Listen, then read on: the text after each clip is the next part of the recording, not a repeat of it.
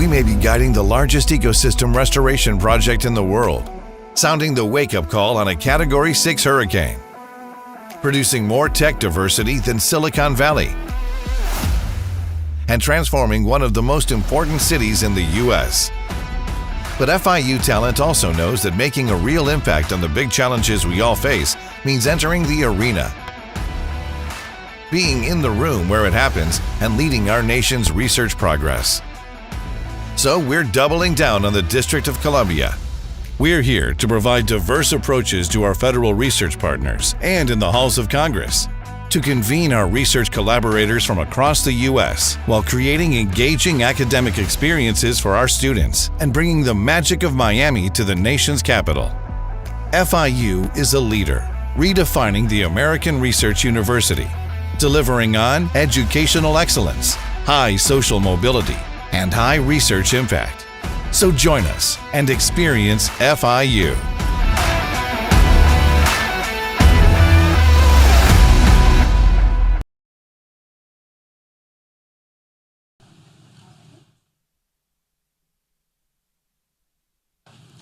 Good evening, everyone. Happy 305 Day. We're so excited to have you here. My name is Carla Daniela Mendez. I am a senior journalism student here at FIU. And the reason I currently reside in the 202 is because I'm taking part in an internship with FIU student-produced news broadcast Kaplan News as one of their 6 multimedia interns. And over the course of the semester, I've had the privilege of covering the first days of a new administration. And there has yet to be a dull moment, as I'm sure you guys know. I've covered topics from tariffs to the National Park Service layoffs, and to what I went live with this morning, the address to Congress from last night. So if you know any journalism people, folks, please give them a tight squeeze and a hug because we are all very sleep deprived.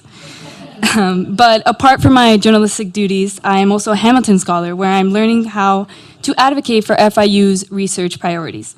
It's been an incredible opportunity where I've been able to really be a part of history and meet astonishing people like our panelists that we will come to know in the next few minutes. But before I get ahead of myself, I'd like to take a moment to introduce to you Mr. FIU in Washington, D.C., Dr. Carlos Becerra. Thank you, Carla. Good evening, Miami, and we are broadcasting live, by the way, to the real 305. This is the transplanted one, but we're excited to have you here. Thank you, Carla. Carla's one of 25 FIU students, plus give or change a few, that are here in Washington this semester, and 6 journalism students. This is the largest cohort. Is this off the record tonight, I must ask? It's broadcast, so of course it's not. But anyway, as you know, here at FIU in DC, we're here to advocate for FIU and our research solutions and our faculty, as well as for Miami. We convene stakeholders as we're doing tonight. We're here to support our students. And tonight we're very excited to learn from some of our partners that you'll meet briefly. And Carla will engage us in a nice dialogue. Celebrate the 305's role in environmental technology and our place and our slice that we're leading there. Celebrate all of you, and I see many of you that are the Miamians in exile here, that really, in addition to those of us that are fortunate enough to lead FIU in DC, help wave the Miami flag. We're also here to celebrate our congressional delegation, and I see that Team Wilson is on the scene and has arrived. You'll meet some others before the end of the program. And on that point, I'd be remiss if I don't take a moment to acknowledge, as this crowd knows, Florida has one of the strongest congressional delegations because it is made up of one of the best members of Congress as a whole, as a cohort. And on that note, this week we suffered a bit of a loss. With the loss of Congressman Lincoln Diaz-Balart, former congressman, and always a congressman, and for those that you'll meet tonight that had the fortune of working with him, always their boss. But we want to offer our condolences to the Diaz-Balart family, the full delegation, the team, Mario Diaz-Balart's team, and we're all feeling their loss. So tonight you will see some of the best of Miami. You'll get enough of a taste of some of the technology that's afoot. That technology is being driven by amazing talent that comes from Miami. And where does that talent live? in some of the most beautiful and amazing environs and ecosystems. And when all of those collide, that's where you get a taste of the collaboration that's at play in South Florida. That's what I think you'll get a taste today of the investments and the capital that is also in the ecosystem these days. And when all of that comes together, we're excited about this moment in Miami. And at FIU, as you know, we're excited about our stake there, but we're excited to be working with so many partners. Yes, the University of Miami. Yes, Florida Atlantic University. Yes, Nova Southeastern, Miami-Dade College, so many others, and you'll get a taste of that. As a final item, I do want to give a special shout out to some special guests that are here. We are joined today by the board of directors of our Alumni Association that came to the 202 to celebrate the 305. I see Sean Gazatua, our president. You'll hear from him a little bit later. Sarah Duquesnoy, our chief alumni officer, is there. I saw Brooks Elson somewhere here with our governor's office. I'm glad that he could join us today. We had a representation from Miami-Dade County. And our board tomorrow, is a fun little fact, we're excited that with 20 of our FIU students, tomorrow we'll start the day bright and early, and some of our faculty at historic Mount Vernon for a day-long leadership experience. And I want to thank the Alumni Association also for helping support that. So with that said, I'll hand it back to Carla so we can get the show on the road. Thank you, Carlos. And so I'd like to introduce one of our first panelists of the night, the Director of Technology Development for FIU's, I'm so sorry, I'm getting ahead of myself. Our first panelist of the night is the Director of Government Dual Use and Defense Ecosystem for Emerge Americas, Mr. Tyler Johnson. Okay. Hi, everybody. This is my first 305 day. I've never been to a 305 day, so I'm excited. I don't know if there's something special that happens later or not. So is that?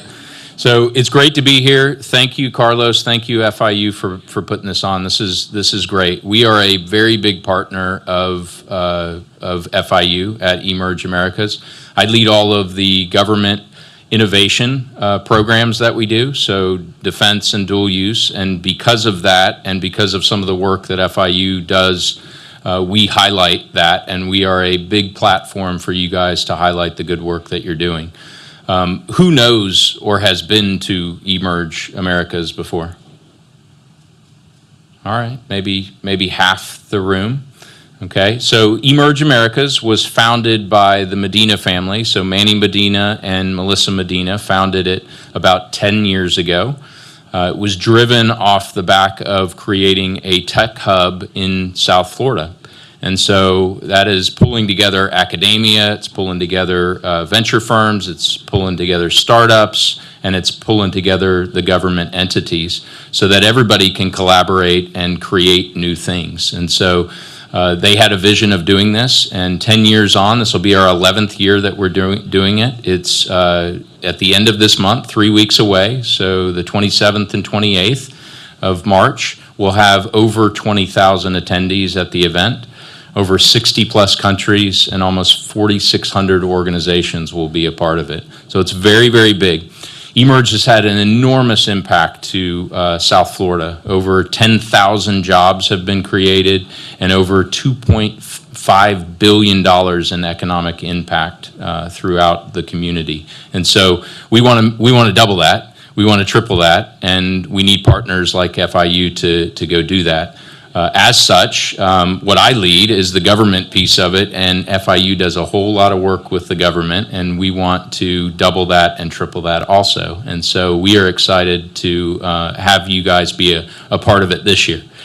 Some of the highlights from this year, we do have some keynote speakers which we haven't had before. So Palmer Luckey, I don't know if we have any tech people in the crowd, but Palmer Luckey, the founder of Anduril and Oclavis, maybe the younger generation knows of this. He's big into defense. He'll be one of the keynotes.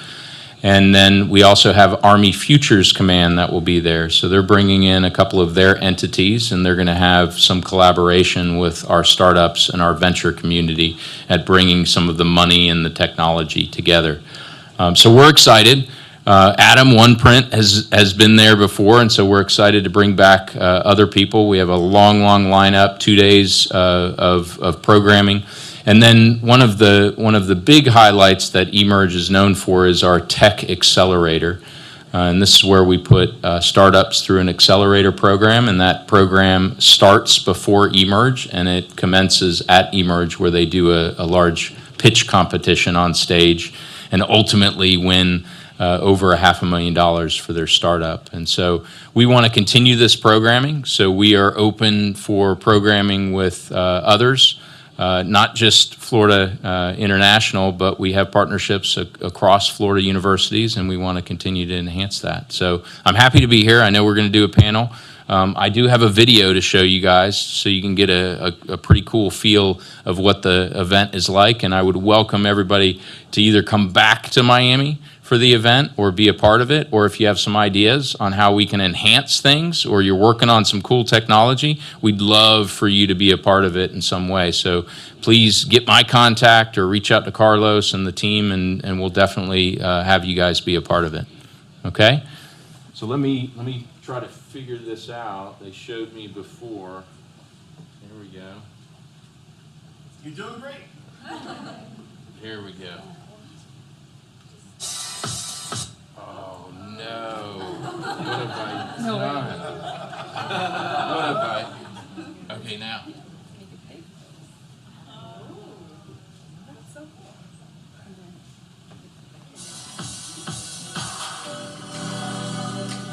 We are all here today, right now, celebrating our annual conference of eMERGE Americas, the milestone of 10 years. The last decade, really on a mission to help make Miami a global tech hub. And what is happening today, it is really amazing.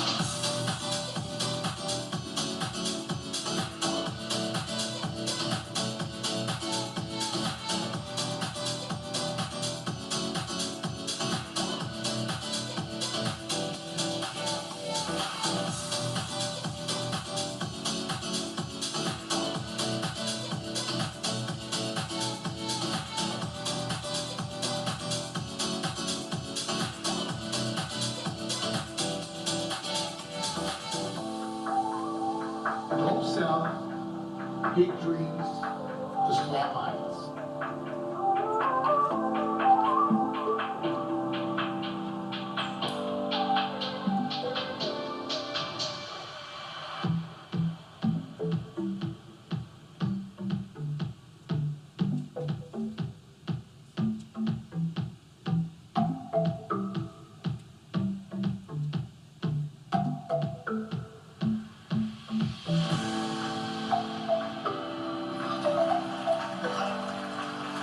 To see this room full like this today, 10 years later, and eMERGE and have all these amazing companies come through, raise $2.5 billion, and change lives, priceless.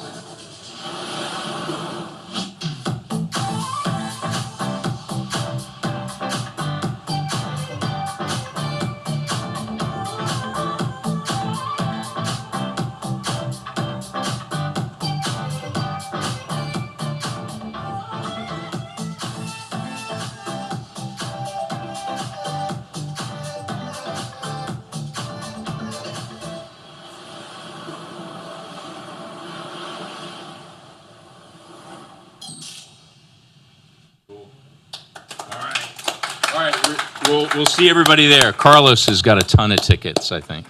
All right, thank you.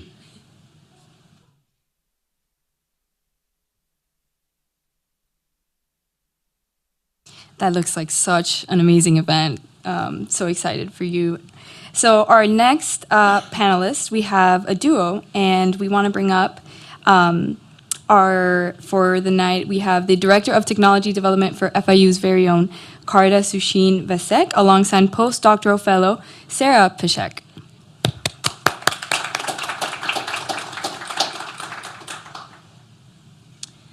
Hello, I'm Shaheen Vasi, and I have a very brief presentation that I start, and then Sarah can kind of lead us to part of that. So, wait, this is FIU? No, we just.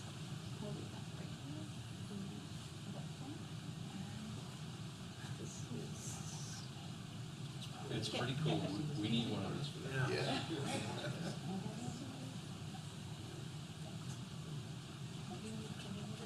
Oh, yeah, of course. Yes. Yes, there. Here's your mic.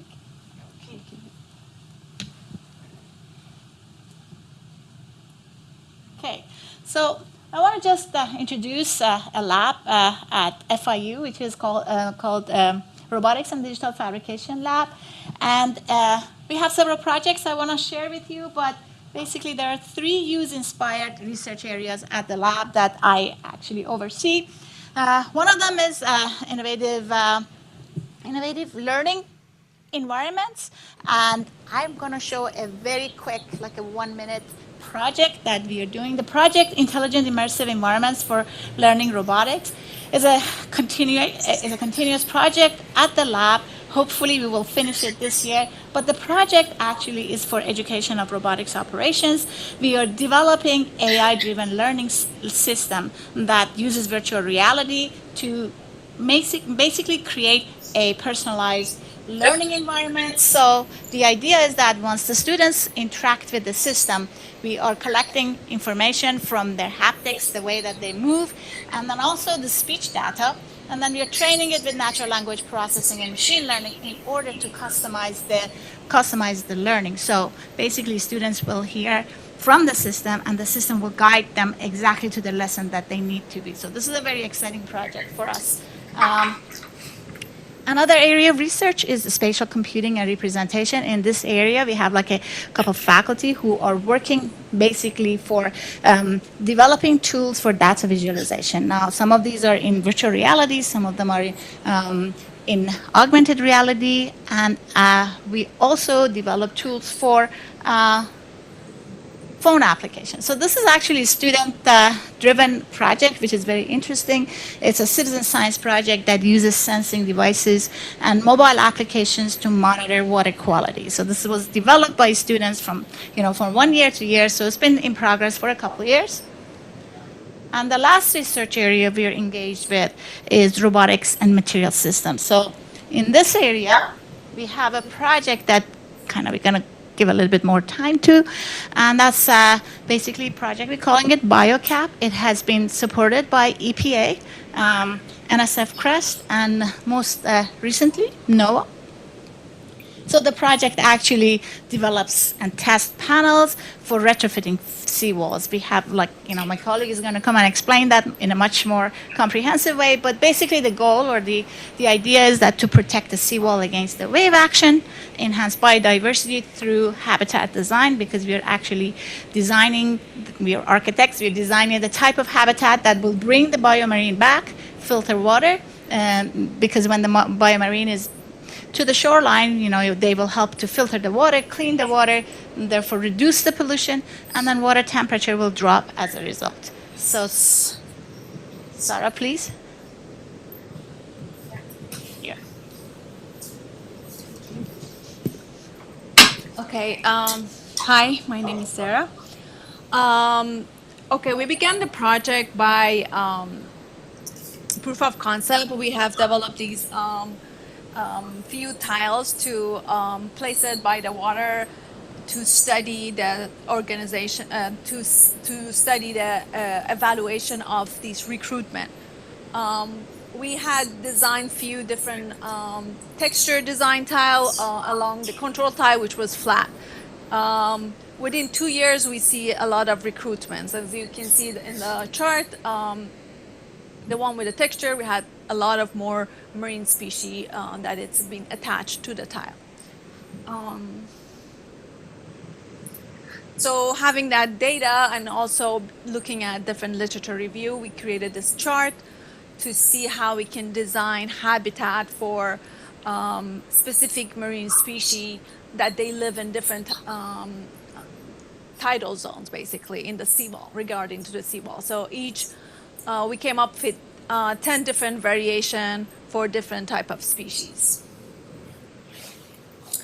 Our first pilot project is going to be installed hopefully by end of this month in Morningside Park, which is in Biscayne Bay.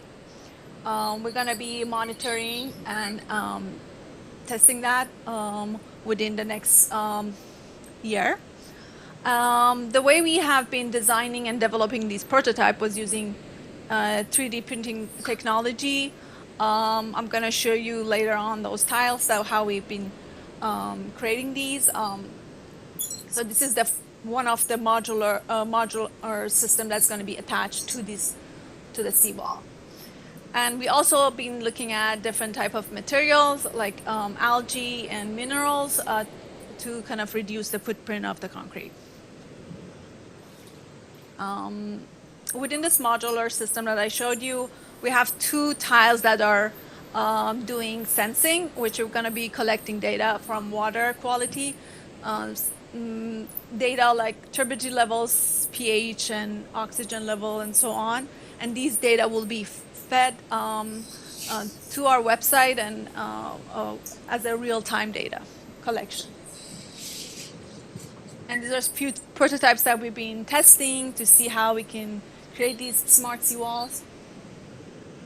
We've been calling them smart blocks, and we're gonna have cameras attached next to these tiles, so we can take pictures and later on be doing AI and machine learning to study how these new technology can improve our water system along with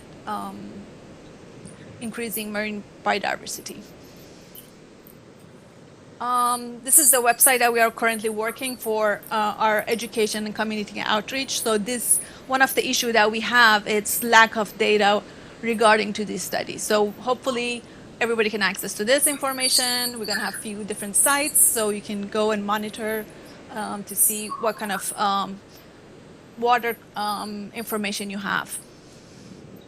And see over time if our tiles improving the water quality. Our future vision is we can work along to create this data-driven hybrid infrastructure that it's integrated with nature. So it's not from only a seawall, but it can go through the landscape and creating more engaging infrastructure for our coastal areas, basically. Thank you. And these are the tiles if you want to see. This is like 1-to-1 scale. It's a bit heavy, but yes, yeah. So it's been 3D printed.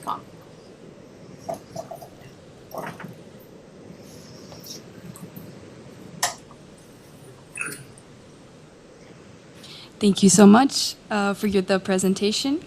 And now for the final panelist of our night, last but not least, we have Adam Friedman from One Print.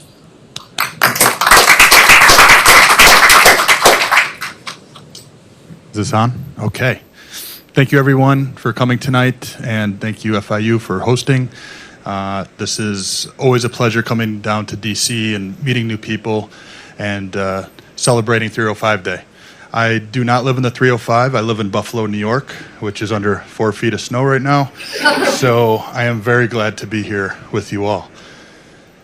So when people ask what I do, I usually give them a very rambling answer. I 3D print concrete for coastal protection units licensed from the University of Miami. They have no idea what I'm talking about. So the best thing to do is to show a quick video of not only our product and our solution, but more importantly to us, the manufacturing agility and versatility that we have. So I'm gonna talk through this video a little bit. Feel free to enjoy the visuals here. But what you're seeing is our team right now ramping up for a big production for some coastal protection units that were deployed off the coast of Florida. When you see this concrete that's being extruded, I do want to talk about a little bit about that. That we work with two different kinds of materials. We work with mortar and we work with ready-mix concrete. Within both of these units, we work with a company called Carbon Limit, which captures carbon from the air and sequesters the carbon within the material. And we work with Titan, which you just saw their truck there. So we actually are on their facility in Pompano Beach, Florida. What you're seeing right here, these hexagonal units, these are a technology that the University of Miami developed to mitigate waves, but also grow corals and protect mangroves, just like Shaheen's team is working on as well. And we work with a lot of different groups, like Shaheen and some other private industry teams out there. So when we talk about the 3D printing itself, the Sea Hive is just one of our products. We work with the Department of Defense. We are under contract with them. We work with many different engineering firms and other government agencies as a contract manufacturer for whatever might be needed out of concrete. So if you come to me and you say you need a concrete lounge chair, I might pass on that. But if you tell me you need a blast wall for a military base in the Middle East or wherever, I might, those are things that we look at, we're trying to center ourselves on. Right now, we're going after an opportunity to assess our coastal protection units with underwater nuclear blasts. So we are assessing how would these stand up at a coastal base, say in the South China Sea. So very important work, but more importantly, what people have been finding out is that, and more importantly, the Department of Defense, is that nature is our friend.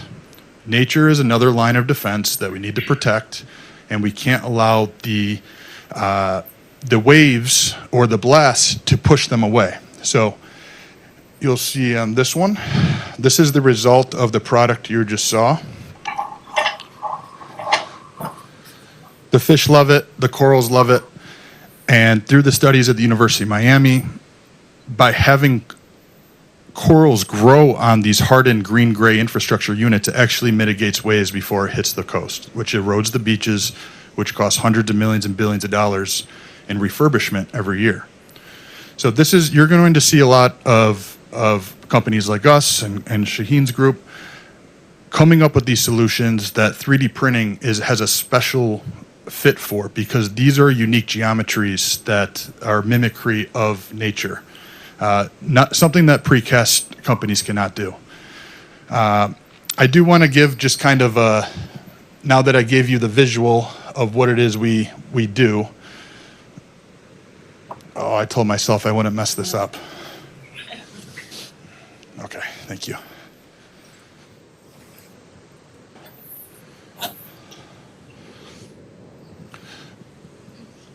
I'll try not to read off the screen here, but this is just a snapshot of one print from 2024. So we had a direct to phase 2 SBIR Army grant that we launched off in January. February, we went into major production for a RFQ that we won. We went into major product development. We started a DARPA project, the Reef project with the University of Miami.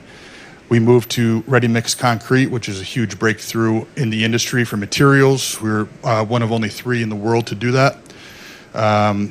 We entered the Climate Ready Tech Hub, which is now the Risk and Resilience Tech Hub, which I'm a steering member of, led by FIU. They do a great job. This is, okay, I see what it's doing.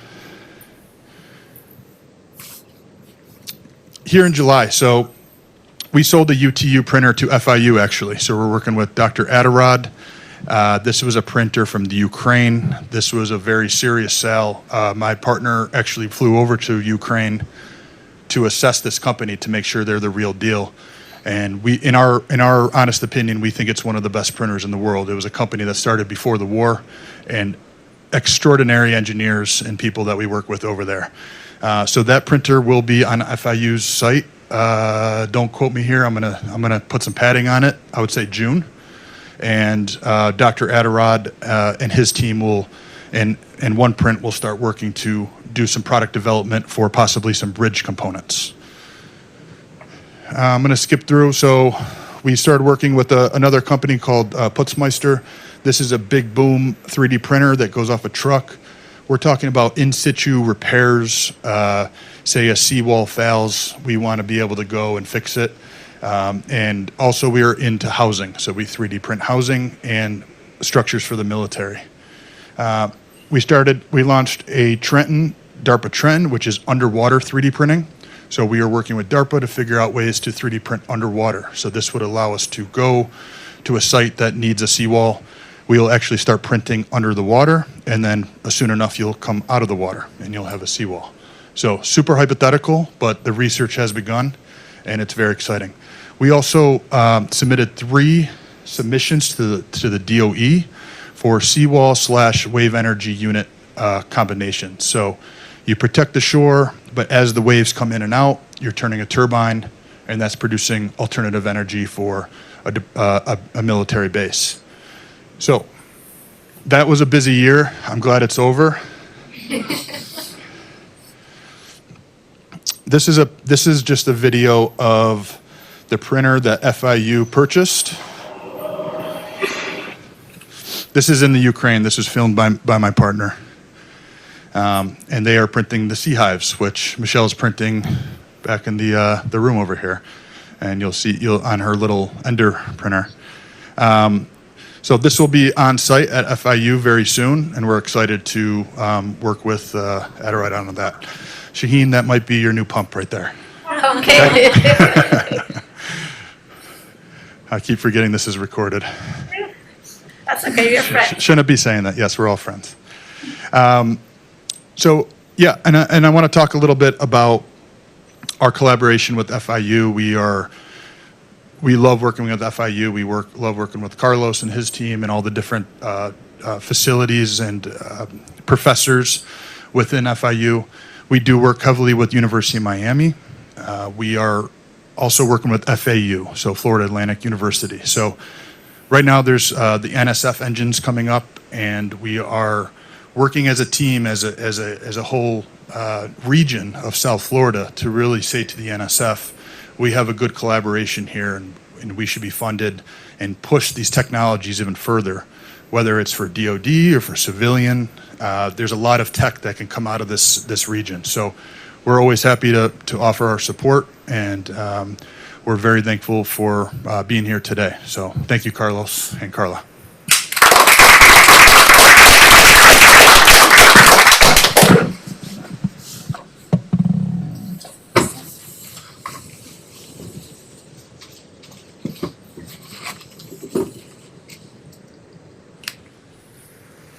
Thank you, Adam, for your presentation. And I'd like to take another moment to thank all of our panelists here tonight, Tyler, Sasheen, Sarah, and Adam. Thank you so much. Let's give them another round of applause. And now we are going to move into the panel portion of the event and to get to know these amazing people and researchers, along with how they are leaders in technology and coastal resilience in their respective organizations. So if our panelists would please join me center stage.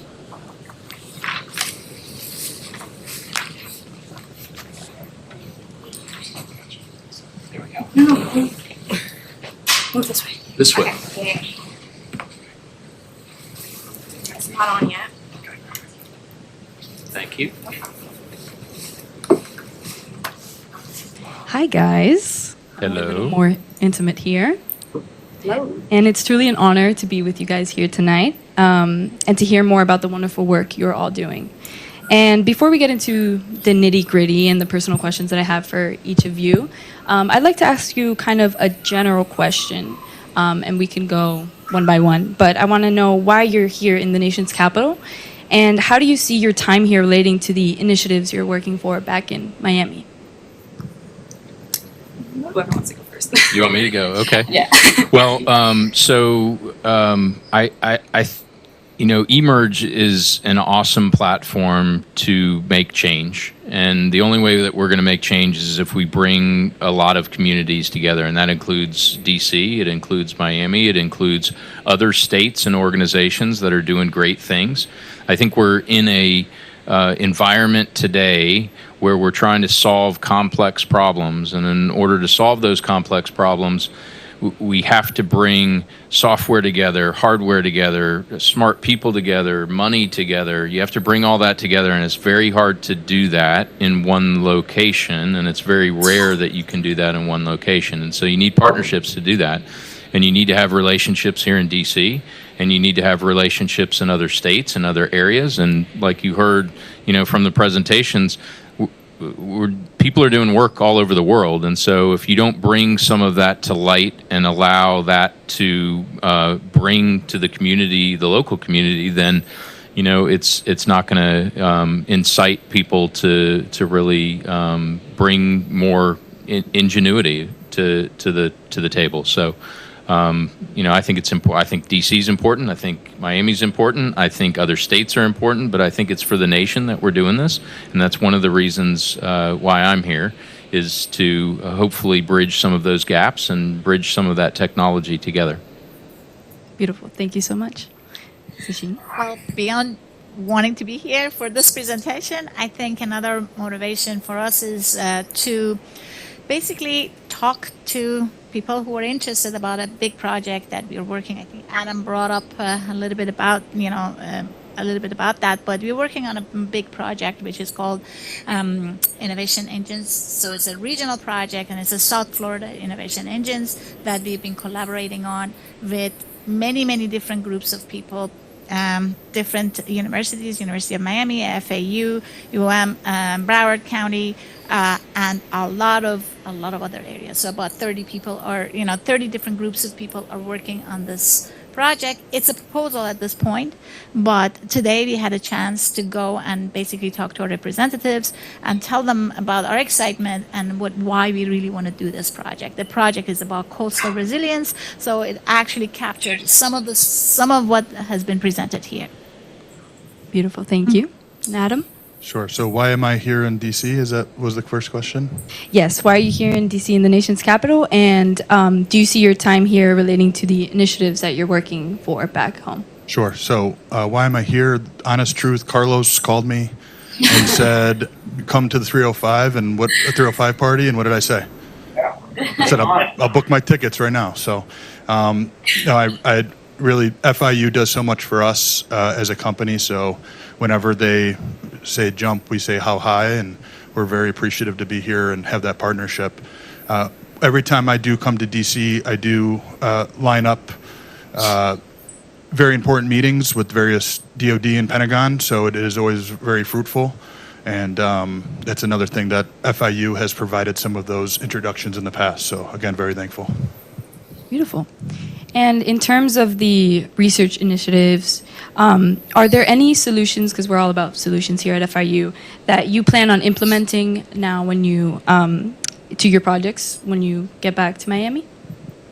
Well, I think we kind of showcased one of them. So actually there is, for us, there is a lot of barriers to be able to actually look at this coastal technology and then delivering it, because we have a lot of policy and permit issues. So we have to work with politicians in order to be able to get permits. So for us, as soon as we come back, hopefully we can actually look at the retrofit of this, for the seawalls, which are these smaller panels. It's just as a proof of concept. So once that is proven, we work with, our colleagues and our partners in order to scale it up to the next stage. So this is our, the lowest hanging fruit. Now let's just put them in the water, and then one more time, make sure that, they're effective and they're doing what we are thinking that they're going to do. Okay. Tyler, did you want to add anything? No, I mean, we don't do research ourselves at eMERGE, but we have the ability to bring those research institutions together. And sometimes when you bring a couple of the organizations together, you realize that they're either working on similar projects or they can combine resources and efforts. And I think that's the power that we bring, is the convening power of bringing some of those together. And so, just highlighting that is important. And then I think the other thing is, there's a need now for private sector to bring more technology to the government. And I think it's super important for us to have platforms to allow some of that technology to get closer to the organizations that can help. Because universities are super important with the research, and you need it, and you have to have it. They can help accelerate a lot of this technology that's out there today. I mean, look at OnePrint and look at many others that have gone through the process. They need partners to do it. You can't do it on your own. And I think it's so important to have partnerships. And emphasize the collaborative element. Beautiful. And my first question targeted is for you, Tyler. We've engaged with dual use from a more bird's eye lens, right? And I wanted to know if you could speak to us now on how dual use technology that eMERGE is working on in collaboration with FIU would benefit the average civilian in our local communities. What technologies are out there? Well, so as many of you seen, we're in DC. The priorities are shifting a little bit on where the money is going and where some of the technologies are going. But I think it's pretty clear that from a defense side and from a national side, you have strategic priorities. We have strategic priorities. We need to be efficient in AI. We need to have quantum. We need to have robotics. We need to have all of these things that will keep us competitive. So we see all of those technologies at eMERGE. We've got a number of tech startups that are in each of those spaces. And I think the ability for us to grow those strategic initiatives in ways that can help and benefit not only the state but the nation, I think is essential. So if you want to talk specifics, I mean, the hot stuff right now, I mean, if you were a company and you were wanting to build something here in the U.S., there's going to be a lot of motivation to go do that, and you need partners to do that. You need money to do that, and you need some technology to do it. And so, just like Adam and the team have done, there's hundreds more and thousands more out there that can do the same. Beautiful. And you mentioned having the eMERGE Americas conference coming up. Are you excited for it? I am super pumped on this. So, I moved from Texas to Miami, and the first place that I went to was eMERGE because I was in the tech world. And I pitched them on the idea of doing this dual use and defense technology theme. We did it last year for the first time. I brought in Army Futures Command. And this year, we're probably going to be 5x the amount of speakers. And we're going to have a dedicated pavilion. We have government badges. We have people and organizations that are reaching out to us that have never reached out before. And so I think this year is going to be a little bit unique, because we're bringing in other communities that we haven't had before. So I'm super excited about it. It's a lot of work. We have a small team, so we're always open for new ideas and new thoughts, though. So bring them forward, please. eMERGE is the best, by the way. Best conference out there. I've been to too many conferences. It's the best. So please go. If you can, please go. And Sashi, now I have a question for you. You and Sarah briefly showcase the incredible research you guys have conducted with the 3D printing and the EcoBlock seawall. And it is my understanding that you are one of the integral collaborators for the NSF Engines proposal, correct? Mm-hmm. Yes. Beautiful. And can you expand on what this proposal entails and how you believe this will have an impact on the larger South Florida environment? Sure. So, does it work? Can you hear me? Press the button. Sure. So the proposal that we are preparing actually has many different groups involved. There are about 30 different agencies and industry partners, including OnePrint. And the idea is that we want to deliver deliver research in three separate areas. that are actually interconnected. The first area is developing concrete material with much lower carbon footprint and much higher capacity, which is more suitable for coastal construction because the salt water is actually damaging the concrete that is existing on our existing seawalls. We are also pushing for the idea of becoming more efficient with robotic construction. So this is one area of research which has to do with materials and construction technology. The other area is more related to the project that we just showed that, and also that you showed, the sea hives from University of Miami, because we are partnering with University of Miami. And basically, how is it that we can bring biodiversity back in order to help ourselves, basically, to clean the water and, all of the stuff that was mentioned before. And then in the last area of the research, in the third area of research, we're working with FAU on wave energy. So FAU has basically initiated a lot of research on wave energy and how we can actually bring wave energy to life. And that, from what I understand, is very, very high-end technology. It has, to grow. So they have done some initial research, but that's one important. They can produce massive amount of energy from waves. So that energy will hopefully come back to our ecosystem of the innovation engine for producing concrete and all of that, but also help to the community with our increasing demands for technology. We also have a very important component of it, which is workforce development for coastal resiliency. And then this is basically, we are targeting high-tech jobs, training people for high-tech job, reskilling, and there's a significant program that we have put together for reskilling and skilling people from all the way from high school level, mid-level, and then university, even all the way to the PhD level. Beautiful. And you kind of alluded to the next question I had for you. From an educator's perspective, how do you believe, or how are students rather involved in projects like this at FIU currently, and what do you believe are the benefits of engaging students in these kinds of research projects? Okay, I can start with Sarah was my doctoral student. So actually we benefited from what she started. It was she started this about 5 years ago, looking at.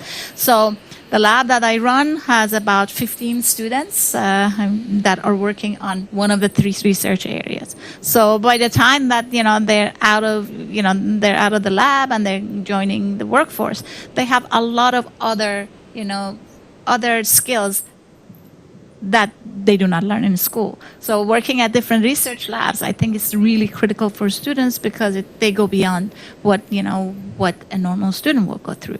So I think that's really important. I enjoy working with them. And yes, every year, 15, 20 students work at the lab. And they're funded through different research programs that we have. Beautiful. Thank you so much. And now, last but not least, Adam. In researching OnePrint and finding out that you guys are a 3D construction printing company that specializes in printing homes and other concrete structures, the first question I immediately wanted to touch upon was climate change. And so how do you see partnerships like with Florida universities like you're doing with in the Sea Hive technologies? How do you see them contributing to these resilient environmental solutions in the wake of what many experts are calling a climate crisis that we're currently experiencing? Sure. So the Sea Hive technology came out of many different funding avenues. It started with a DOT fund and then moved into DARPA, and then it moved into University of Miami. And why this was created, it was originally called Refence.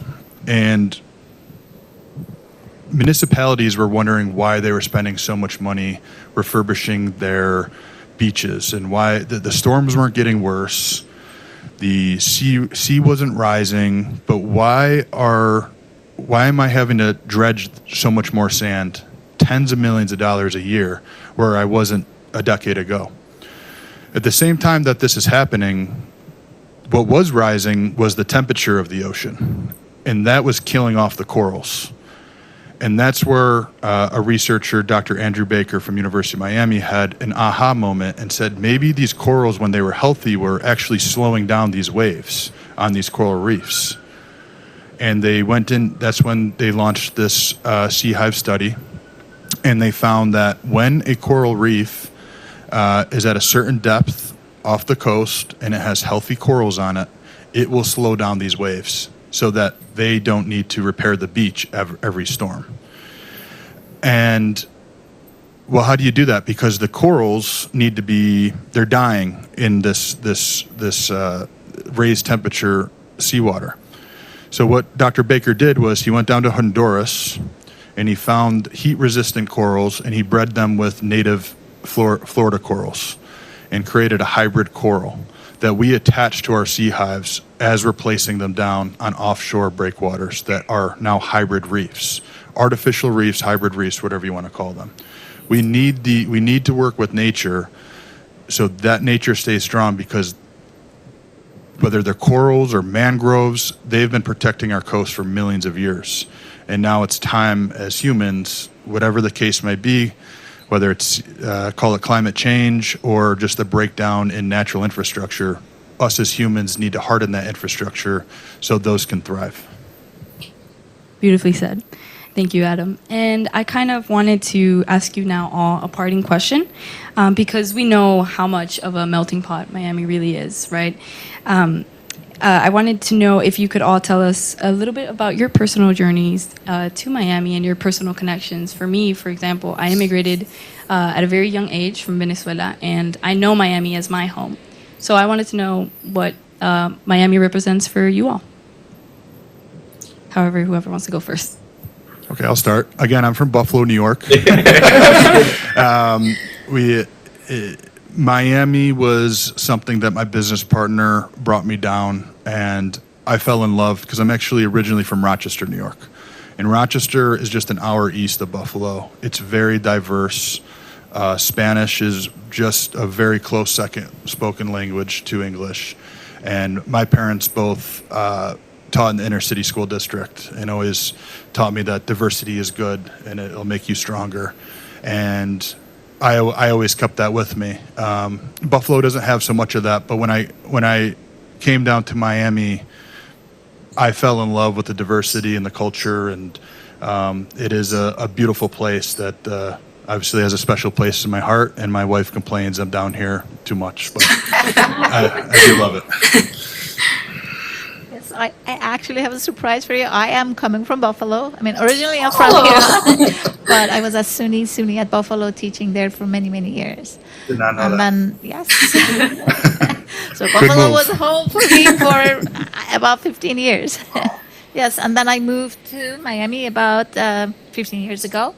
And since then, I've been working and researching, and I love being in Miami. I think what made the final decision for me in Buffalo was that I could not take the cold one more day. And I had to get on. So that was, I came to Miami, and it's been home since then, and it's really, really pleasant.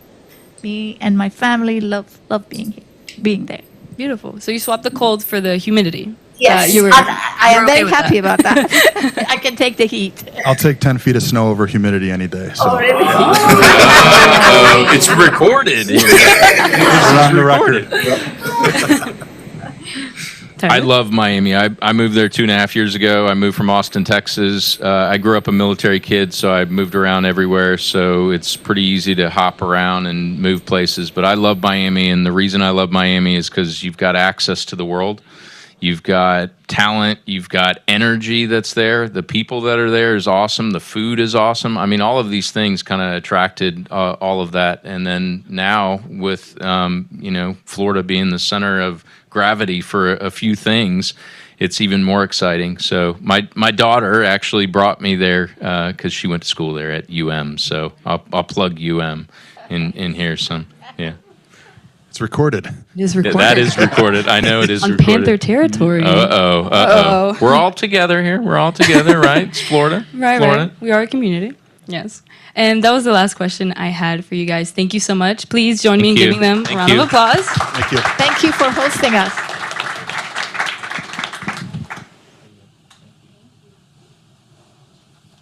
Well, thank you all. Thank you, Carla.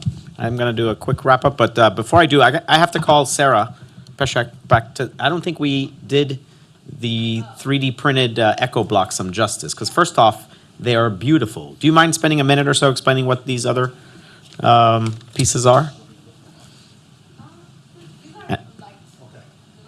And at some point, they will stay here in FIU and DC to be on display, right? Because they're so beautiful. What do we have there? Let me just have it, maybe. Can I use that chair? Yeah. Yeah, that would. You want to say hi to Gavin, our amazing host? Thank you. Okay, this is one of the prototypes that we were looking at, how we can use this modularity to have, just imagine that these are going to be interlocking modular system.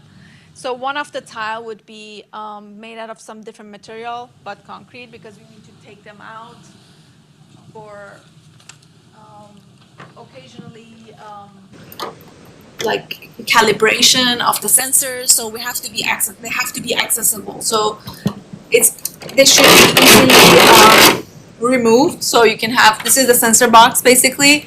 So then you can have a lead that it's been placed on top, so you can easily take it out, and then the sensors actually be coming out of this box, so they can be easily measuring the water. And calibrated too, right? What's that? Calibrated regularly? Exactly. And then the thing is, like, these gonna be powered by battery pack, and then they're gonna be attached to the solar panel, so we don't have to go there often. So the solar panel is going to be there, and then just the calibration that needs to be done once, I don't know, like every 2 months or something. So we have to go there and just do that. And this is another prototype that you saw in the presentation. So this is going to be another sensor box, as you can see. And these are all 3D printed with the robotic arm using recycled plastic. So it's easy to, these are going to be placed in one of the tiles that is made out of concrete. And you can take this out, take it, do your thing, and then put it back. And initial funding for these projects came from? A mix of? From the postdoc that I'm doing, as well as EPA. EPA. Yes. So thank you, federal government. And great segue. I gave a shout out to our full congressional delegation, but I see team from newly appointed Senator Moody's team outside. Full force out here. Let's see. We have Ryan Shelby, Darren Bennett, Alvaro Parpuli with Congresswoman Wilson. Not only are they out in full force, thanks to the Congresswoman's support, this team received a community funding project of just under $1 million in the last cycle, and that will help the seawall project and the vision for what we're doing in Biscayne Bay. So thank you to the Congresswoman. Before we leave, I did want to give an opportunity for our amazing president of our Alumni Association, Sean Gazitua, that is here. Comes from the world of trade and tariffs, as I was learning today. He's been having fun the last few months. But today is also Give FIU Day, 305. You'll see a barcode there if you're so inclined. The support we receive for our Make a Difference DC Fund allows stipends for the students that you've met tonight. On any given year, we're able to support about 30 students through the generosity of our donors. But Sean, glad you've been here today, and I know you've had a busy day with your colleagues. It's been a great day, and Carlos, we are so proud of FIU and DC. This is incredible. The vision of my presidency, I have a 2-year term. By the way, Sean Gazatua, president of the FIU Alumni Board of Directors. And what I want to do is build the most informed ambassadors, our directors. Like, there's so many things going on at FIU. There's no way to know all of them, right? So coming here to FIU in DC, speaking to Carlos, meeting with the elected officials and their team. Thank you so much. By the way, the best energy today, right there. I forgot your name, I'm sorry, but Dr. Shelby. Amazing.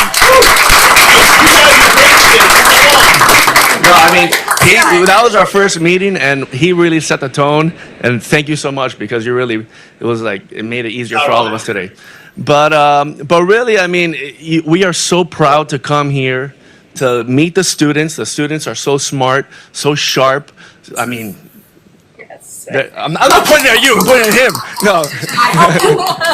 But it's just, we're just so proud to come here. And I want to thank you so much because coming here, it's amazing. So, I mean, really, I didn't have much to say, but it's great to come here. And thank you so much for having us. No, thank you for being here. Refreshments are still available, but before we leave, we will leave you with the words of a certain evangelist of a certain city down south.